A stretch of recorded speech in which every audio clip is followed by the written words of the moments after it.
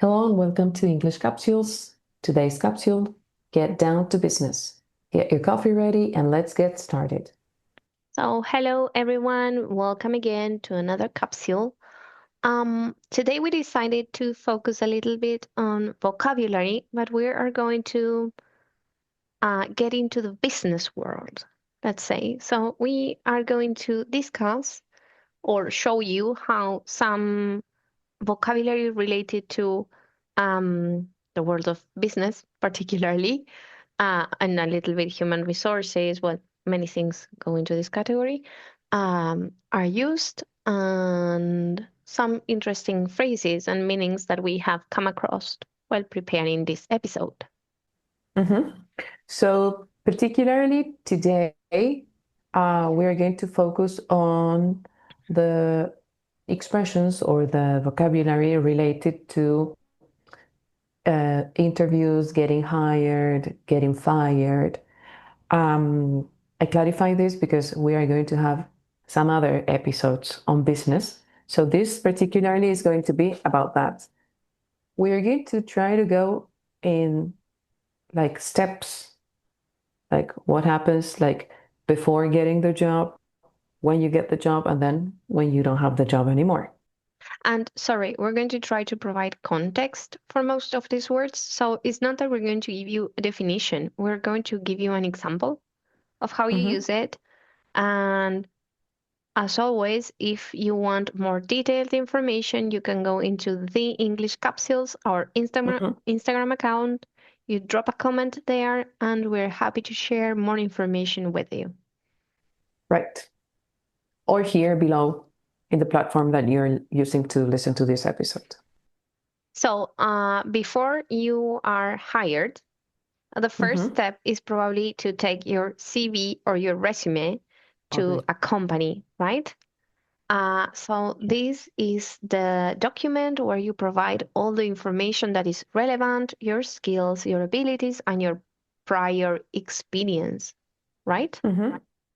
After you hand in your resume, you are applying for a position, of course, Mm-hmm. and you become the candidate, right? So, for example, there are several candidates applying for the position at this company. So, the correct word is to apply for a position or apply for a job. Sorry, so the next step, the company is going to choose among the candidates which ones do they think they are more suitable for the position they are trying to fill in. Mm-hmm. So most likely, if you are amongst these ones, you are going to be offered an interview. So, when you enter this interview, you become the interviewee, and the person asking the questions is the interviewer. So one thing that is curious for me is that in some jobs you have like I would say like a direct interview. Let's say you get one Mm-hmm. interview, and after that they continue with the selection process. If you are chosen, they call you and they tell you we would like to hire you, or if Mm-hmm. not, thank you for your interest. But there are some other jobs that require not one, but multiple interviews. So interviews are a process in itself. Mm-hmm. So, Yeah. like, for example, in the job of my husband that is related to computing sciences, Mm-hmm. you have like a contact interview, then they are going to offer you a technical interview.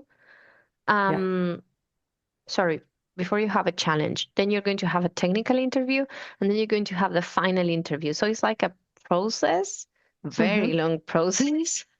It's very interesting and it's very accurate, I would say, on the part of the company because in this way they make sure that the person they hire is the best or it's a right fit for the position they are trying Right. to cover.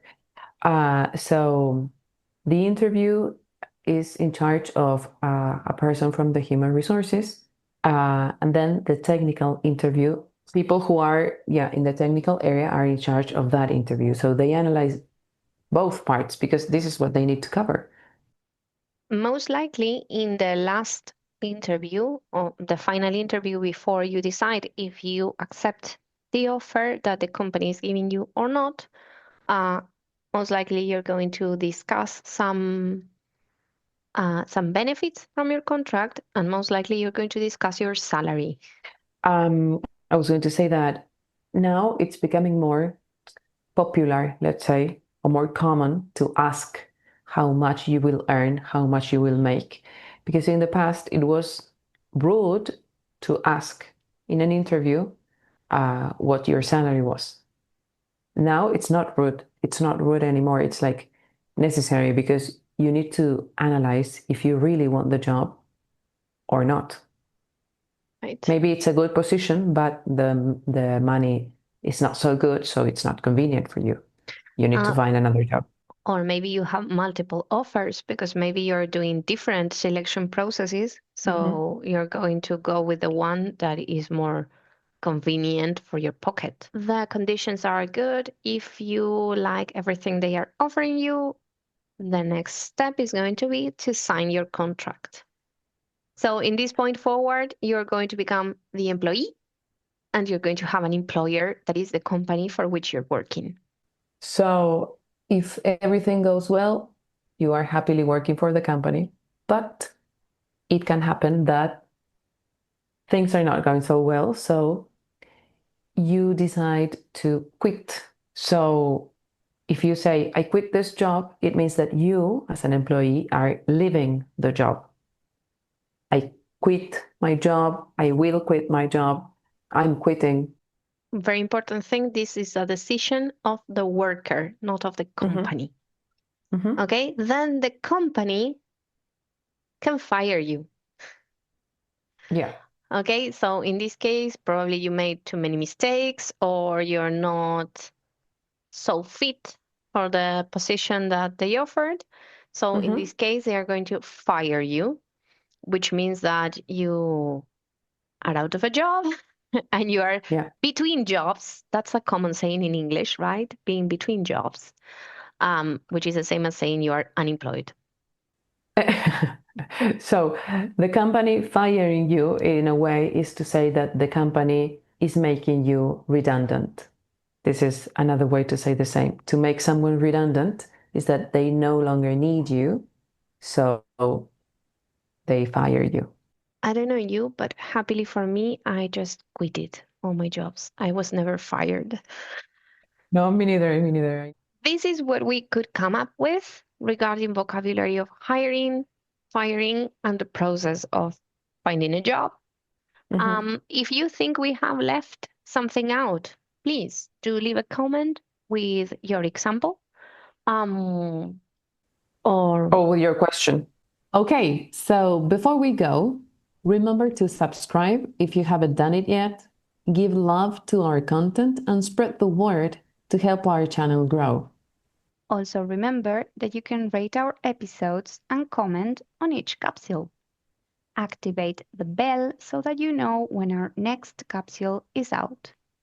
And take a look at the description and our Instagram account to take more advantage of our content. Okay, that's all for today. Bye for now. See you in our next episode.